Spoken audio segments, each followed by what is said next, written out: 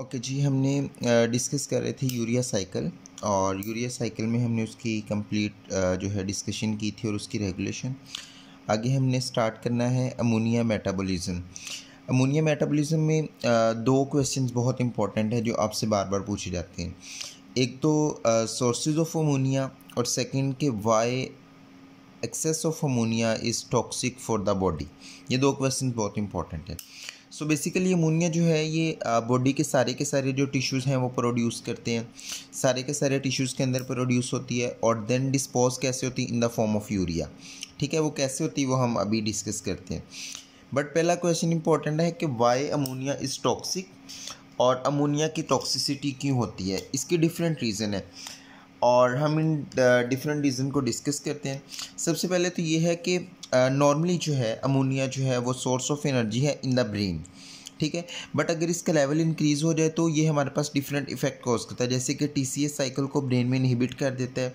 Neurotransmitter जिससे पूरा का पूरा ब्रेन की वर्किंग होती है उसको इनहिबिट कर देता है, ऑस्मोटिक इम्बैलेंस क्रिएट करता है और न्यूरोट्रांसमीटर की अमाउंट को डिक्रीज़ कर देता है और जो जिलाइल सेल्स होते हैं उनके ऊपर उसका इफेक्ट कम हो जाता है और अल्फा कीटोग्लूटारेट जो है जो है इसके अमाउंट को इंक्रीज़ करता है। सो बेसिकली ओवरऑल एनर्जी की प्रोडक्शन भी कम कर देता है ब्रेन में न्यूरोट्रांसमीटर की अमाउंट भी कम कर देता है और न्यूरोट्रांसमीटर की प्रोडक्शन भी कम कर देता है। सो इस वजह से जो अमोनिया की एक्सेस है वो बहुत टॉक्सिक होती है बॉडी में।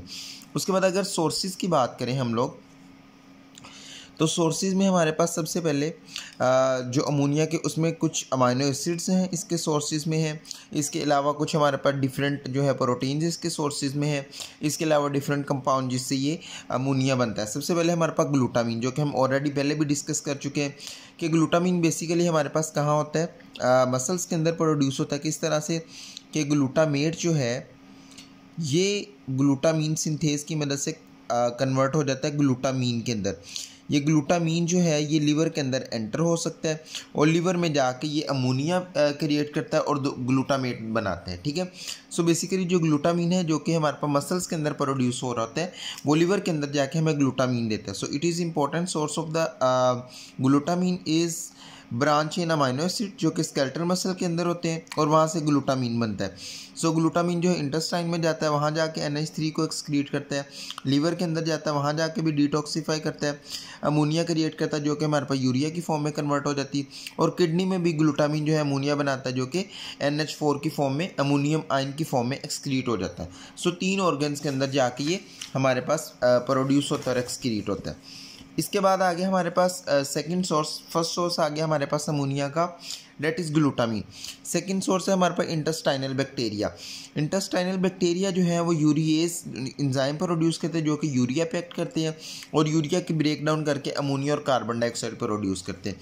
सो इस तरह से हमारे पास जो यूरिया होता है हमारे पास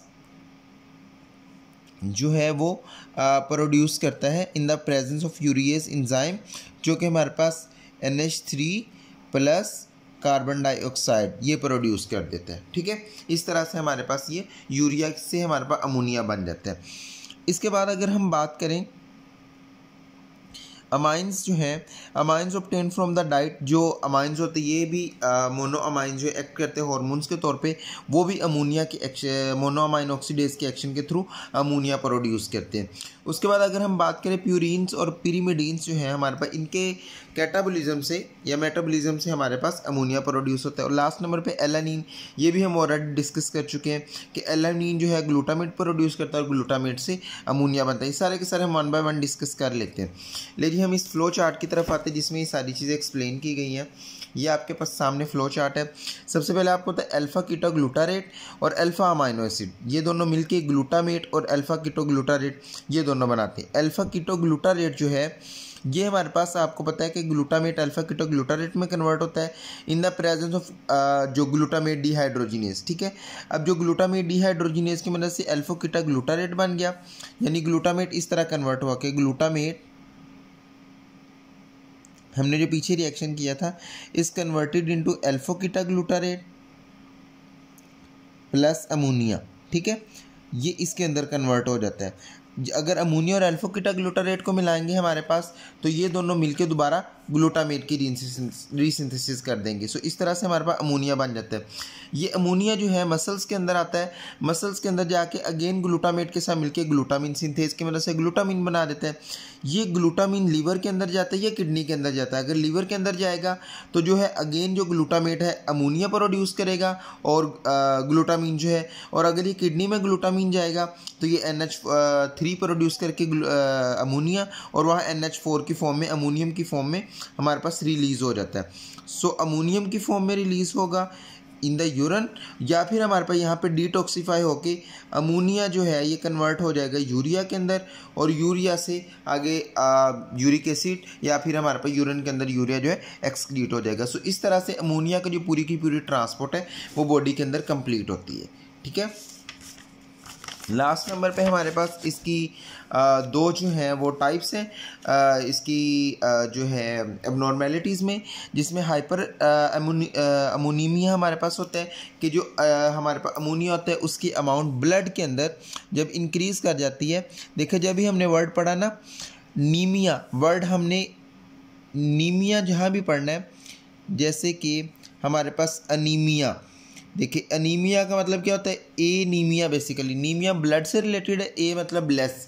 सो जहाँ भी नीमिया का वर्ड आएगा it is related to blood, so it is hyper मतलब ज़्यादा अमोनीमिया, अमोनिया की अमाउंट जब ब्लड में ज़्यादा होता है तो it is hyper ammonemia. So ammonia की लेवल ज़्यादा हो जाता है, और इसके बाद क्या होता है हमारे पास इसका डायरेक्ट टॉक्सिक इफेक्ट होता है। इसकी दो तरह के टाइप्स हो सकती है हमारे पास, अगर हाई डोज हो तो कोमा और डेथ भी हो सकती है। एक एक्वायर्ड टाइप होती है और एक कंजेनिटल टाइप होती है।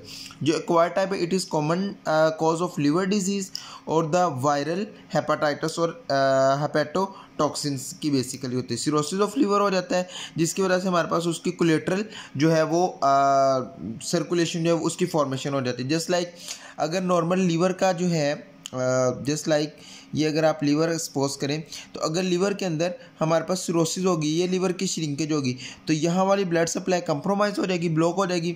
सो लीवर की जो ब्लड सप्लाई, हमने ये पढ़ा हुआ एनाटॉमी के अंदर भी, जब भी लीवर की ब्लड सप्लाई कंप्रोमाइज़ होती है, लीवर की ब्लड सप्लाई क्लोज हो जाती है तो कोलेटरल सर्कुलेशन की फॉर्मेशन हो जाती है ताकि ब्लड सप्लाई का जो है वो फ्लो मेंटेन रहे। ठीक है, पोर्टल ब्लड जो है शंटेड हो जाता है directly into the systemic circulation.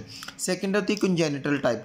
Congenital type होती है जिसमें कोई ना कोई जेनेटिक फैक्टर उसमें इफेक्ट करता है। सो जेनेटिक डेफिशिएंसी हो सकती है, NAG की डेफिशिएंसी हो सकती है, एक्स लिंक OTC की डेफिशिएंसी हो सकती है, जिसकी वजह से जो है अमोनिया का अमाउंट ज़्यादा हो जाता है।